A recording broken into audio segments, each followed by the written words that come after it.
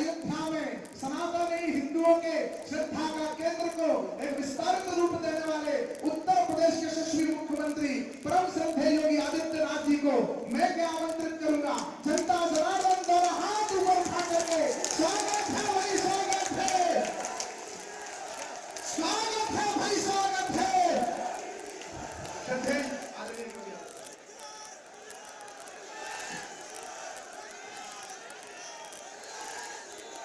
भारत माता की, भारत माता की, भारत माता की। ओरछाधीश राम राजा सरकार की, ओरछाधीश राम राजा सरकार की। वंदे वंदे वंदे। भारतीय जनता पार्टी के जिला के अध्यक्ष श्री अखिलेश यासी जी, भारतीय जनता पार्टी के लोकप्रिय प्रत्याशी श्री शिशुपाल यादव जी,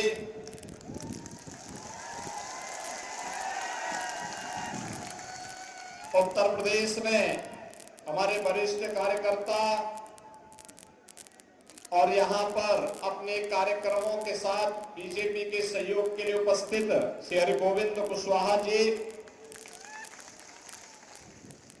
चेयरमैन नगर पालिका परिषद पृथ्वीपुर श्रीमती नीलू केशव खटीक जी, श्रीमती हेमा बुखारिया जी, श्री कमलेश जैन जी, वीरेंद्र अहिरवार जी, पृथ्वीपुर विधानसभा क्षेत्र से जुड़े हुए सभी उपस्थित भाइयों और बहनों, आज मुझे बहुत प्रसन्नता है कि मुझे निवाड़ी जनपद में ओरछाधीश राम राजा सरकार की इस पावन धरा पर आप सबके साथ संवाद बनाने का अवसर प्राप्त हुआ है। मैं इस धरती को नमन करता हूं। भाइयों बहनों, आप याद करिए, जब देश गुलाम था, भारत के अंदर भारत की आस्था को अपमानित किया जा रहा था। उस समय ओरछा की राजमाता के आह्वान पर अयोध्या धाम से साक्षात भगवान ने ओरछा में आकर के और यहां की धरा को पवित्र करने का काम किया था। भक्ति में शक्ति है, ये ओरछाधीश राम राजा सरकार की उपस्थिति इस बात का एहसास कराती है।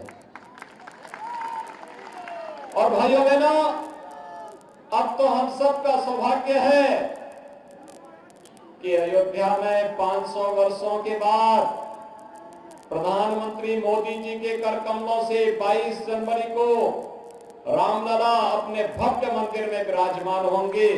और मुझे लगता है भारतवासी सदियों से इस दिन की प्रतीक्षा कर रहा था। सदियों से कई पीढ़ियां गुजर गई।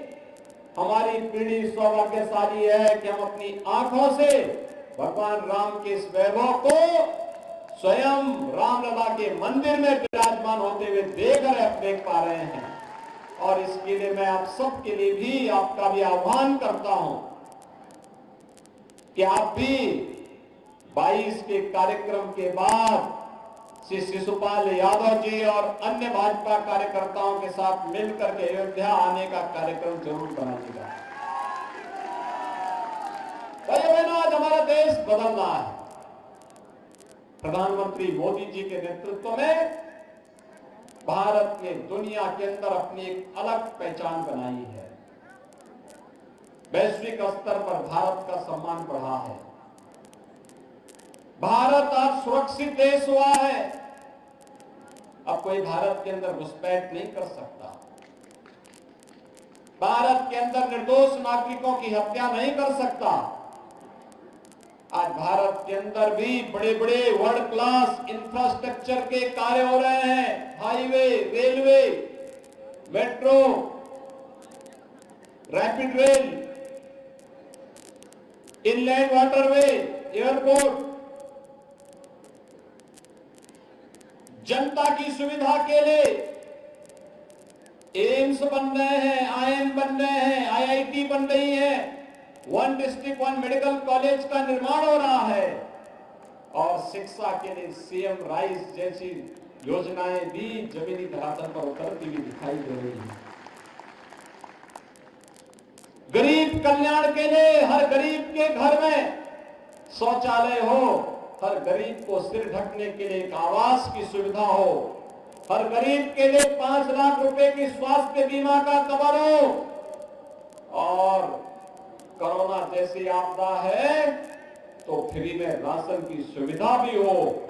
यह नए भारत की तस्वीर प्रस्तुत करता है जहां भाइयों बहनों बिना भेदभाव के शासन की योजना का लाभ हर गांव, हर गरीब, हर किसान, हर नौजवान, समाज के हर तबके तक पहुंचाने का कार्य हो रहा है। हर व्यक्ति तक पहुंचाने का कार्य हो रहा है। कोई भेदभाव नहीं, न जाति के नाम पर, न मत और मजहब के नाम पर, न क्षेत्र और भाषा के नाम पर। एक ही नारा है, सबका साथ, सबका विकास। भाइयों बहनों, ये नया भारत है। प्रधानमंत्री मोदी जी के नेतृत्व में बदलते हुए इस भारत को हम सब अपनी आंखों से देख रहे हैं और मध्य प्रदेश में आपके लोकप्रिय मुख्यमंत्री श्री शिवराज सिंह चौहान जी के नेतृत्व में इस नए भारत, नए मध्य प्रदेश को भी बदलते हुए हमने देखा है। देश के अंदर सबसे अधिक कृषि विकास की दर से आगे बढ़ने वाला प्रदेश है मध्य प्रदेश।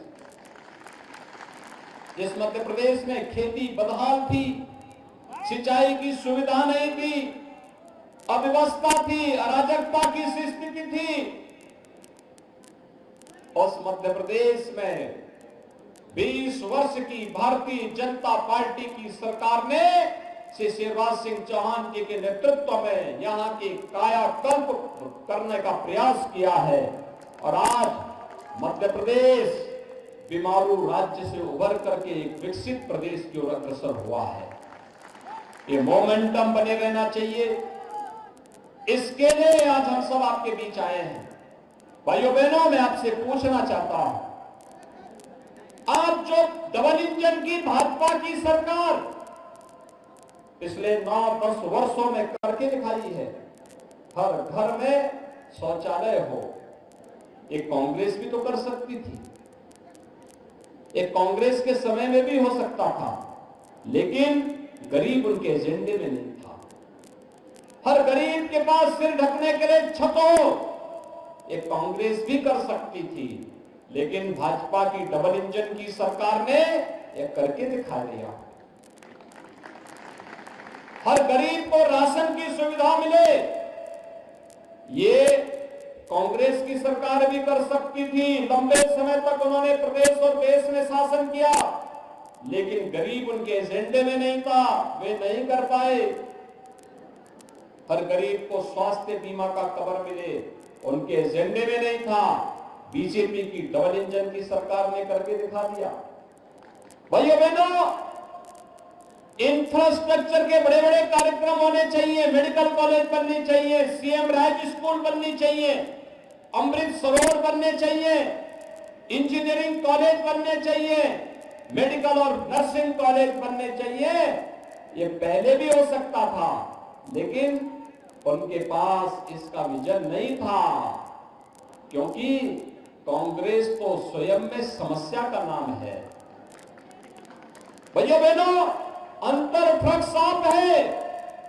एक समस्या है, एक समाधान है। कांग्रेस समस्या है, आतंकवाद कांग्रेस की देन, नक्सलवाद कांग्रेस की देन, उग्रवाद कांग्रेस की देन, भ्रष्टाचार कांग्रेस की देन, विकास के कार्यों में बैरियर बनना एक कांग्रेस की देन।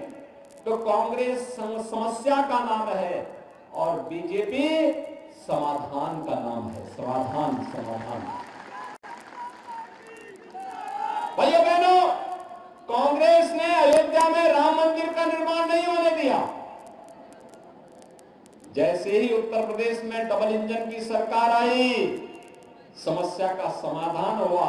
आज रामलला का भव्य मंदिर बन रहा है। कल आपने देखा होगा, राहुल जी केदारनाथ दर्शन करने के लिए गए हैं। पार्टी उनकी चुनाव लड़ रही है मध्य प्रदेश में। राहुल जी पहले ही तय कर चुके हैं कि कांग्रेस नहीं आने वाली है, इसलिए वे पहले धाम दर्शन करने चले गए। सच है ना? मैं गलत तो नहीं बोल रहा हूं?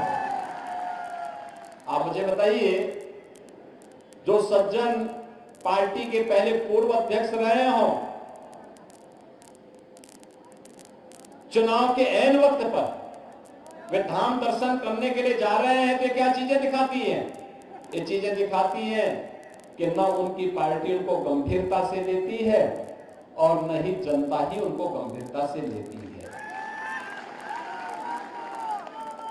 लेकिन राहुल जी, जब केंद्र और प्रदेश में कांग्रेस की सरकार थी, तब केदारनाथ पूरी तरह प्राकृतिक आपदा की चपेट में आकर के पूरी तरह एक प्रकार से बहुत खराब स्थिति में पहुंच गई थी। और ये प्रधानमंत्री मोदी जी और बीजेपी के डबल इंजन की सरकार का आज कृतित्व है। केदारनाथपुरी एक नए धाम के रूप में, नई आभा के रूप में देश और दुनिया को अपनी ओर आकर्षित कर रही है।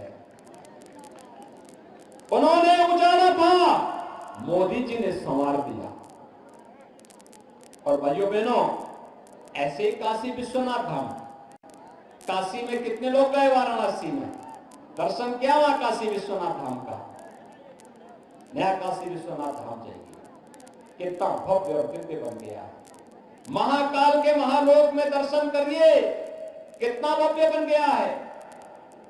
उत्तर प्रदेश में राम जन्मभूमि में भव्य मंदिर के निर्माण के साथ साथ नई अयोध्या को एक बार देखेंगे, आप भी अचरज में पड़ जाएंगे कि वाह, यही अयोध्यापुरी है जिसमें भगवान राम ने जन्म लिया था।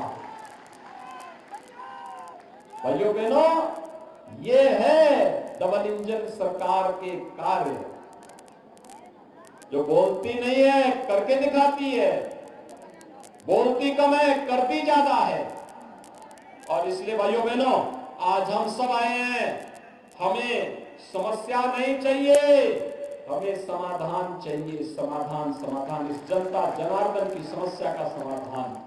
और ये समाधान तो केवल डबल इंजन की भाजपा सरकार ही दे पाएगी। आप सहमत है ना? आपको क्या चाहिए? समस्या चाहिए या समाधान चाहिए? समाधान चाहिए ना? तो भाइयों बहनों, इसी समाधान के लिए आज मैं आपके पास आया हूं, विशेष रूप से कहने के लिए। अरे पृथ्वीपुर तो हमारा ललितपुर और झांसी जिले से घिरा हुआ है। यहाँ की सारी समस्या का समाधान तो भोपाल से भी हो जाएगा और साथ साथ उत्तर प्रदेश लखनऊ से भी हो जाएगा। दोनों से बराबर दूरी है, कहीं कोई समस्या नहीं। कोई सोचता था पहले हर घर नल की योजना आ पाएगी? यहाँ पे सपना था। हमारी माताएं अपने गगरी को लेकर के जाती थी, 3, 5, 7 किलोमीटर दूर जाकर के किसी प्रकार से लेकर के आ पाती थी। पूरा समय व्यतीत हो जाता था ऐसे। आज तो आरओ का पानी हर घर नल तक पहुंच रहा है। डबल इंजन सरकार का कार्य है। उद्योग लग रहे हैं, नए उद्योग। अब हमारे यहाँ के लोगों को नौकरी और रोजगार के लिए मुंबई, चेन्नई, बेंगलोर, हैदराबाद नहीं जाना पड़ेगा, बल्कि वहां के लोगों को आवश्यकता पड़ेगी रोजगार की, तो वे लोग यहां आएंगे, यहां। और भाइयों बहनों, यही कहने के लिए डबल इंजन सरकार जब कार्य करती है तो इसकी स्पीड भी होती है और वह बिना भेदभाव के शासन की योजना का लाभ भी देती है, सुरक्षा का बेहतर माहौल भी देती है। आपने देखा होगा बीजेपी की सरकार है, सुरक्षा का बेहतर माहौल है, कर्फ्यू नहीं है, गुंडागर्दी नहीं है, माफियागिरी नहीं है, आस्था पर कोई खिलवाड़ नहीं कर सकता है, गरीब के हाथ का निवाला कोई नहीं छीन सकता है, और जो छीनेगा तो उसको ही मालूम है कि फिर क्या होने जा रहा है। और इसलिए भाइयों बहनों, मैं आप सबसे अपील करने के लिए आया हूं। भारतीय जनता पार्टी ने श्री शिशुपाल यादव जी को अपना प्रत्याशी बनाकर के इस पृथ्वीपुर विधानसभा क्षेत्र में उतारा है। 2 विधानसभा सीट है यहाँ पे, एक निवाड़ी और एक पृथ्वीपुर। दोनों में भाजपा की प्रत्याशी है, दोनों में भाजपा के विधायक थे, और फिर से सरकार बनाने के लिए दोनों में भाजपा फिर से चाहिए। सहमत हैं? सभी लोग सहमत हैं? कमल चुनाव चिन्ह पर सभी लोग सहमत हैं ना? तो आप सभी लोग दोनों हाथ उठा करके मेरे साथ बोलेंगे, भारत माता की, भारत माता की, भारत माता की, जय श्री राम, जय जय श्री राम।